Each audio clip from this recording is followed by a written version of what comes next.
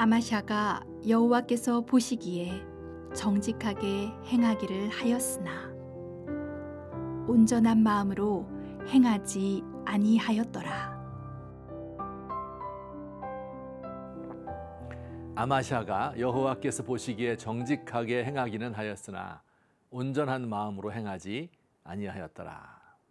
아마샤라는 유다 왕의 생애를 간략하게 요약한 구절입니다. 전체적으로 보아 올바른 삶을 살았지만 전심으로 하나님을 사랑하고 그를 의지하지는 않았다는 말입니다.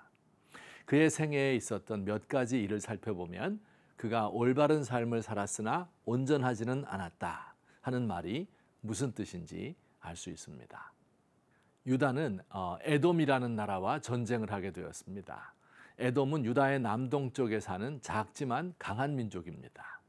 유다의 아마샤는 자신의 군사력이 열세인 것을 깨닫고는 북이스라엘 왕에게 도움을 청하였습니다. 은 100달란트, 즉 5,400kg이나 되는 많은 은을 주고 용병을 고용한 것입니다. 이 일은 잘못된 일입니다. 전투력이 부족하다 하여 북이스라엘의 용병을 고용한 것은 잘못입니다. 온전히 하나님을 섬긴 것이 아니지요. 한 선지자가 아마샤가 한 일이 잘못임을 일러주었습니다.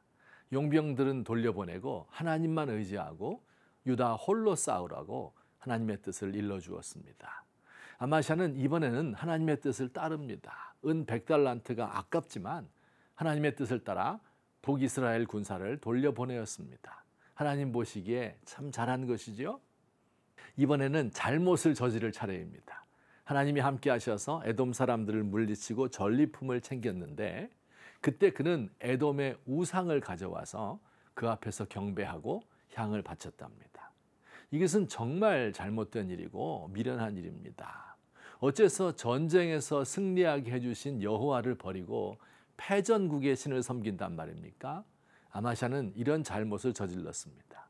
하나님을 섬기기는 하였으나 온전히 섬긴 것은 아니었습니다. 그 후에도 아마샤는 지리멸렬한 삶을 살았습니다. 29년 동안 왕위에 있었는데 이렇다 할 업적을 남긴 것도 아니었고 이렇다 할 큰 죄를 지은 것도 아니었습니다. 그의 마음이 정직하기는 하였으나 온전하지는 못하였던 것입니다. 성도 여러분, 예수님께서 라오디게아 교회에 주신 말씀을 기억합니다. 차든지 뜨겁든지 둘 중 하나이어야지 미지근한 신앙을 우리 주님이 싫어하신다고 말씀하십니다. 분명히 하나님을 믿기는 믿는데 모든 것을 걸고 그를 의지하지는 않습니다. 주일 예배에 빠지는 법은 없는데 한 번도 전심으로 예배드려 본 적이 없습니다. 봉사와 헌신을 하긴 하는데 내 것을 챙겨놓고 헌신합니다. 겉으로 드러나는 큰 죄를 짓지는 않지만 보이지 않는 곳에서 살짝살짝 죄를 즐깁니다. 직분을 받아서 일하긴 하는데 매너리즘에 빠져 억지로 봉사합니다. 열매가 있을 리가 없습니다. 안도현이라는 시인의 시 중에 너에게 묻는다라는 시가 있습니다. 아주 짧은 시입니다. 연탄재 함부로 발로 차지 말라. 너는 한 번이라도 누구에게 뜨거운 사람이었느냐. 연탄재 뭔지 아시죠? 사람들이 발로 툭툭 차는 쓸모없는 연탄재입니다. 그런데 한때는 빨갛게 달구어져서 뜨거움을 발산했었습니다. 시인은 과연 우리가 그런 뜨거움을 가지고 있느냐, 그런 사랑을 가지고 있어 본 일이 있느냐라고 질문합니다. 여러분, 우리의 인생 너무 짧습니다.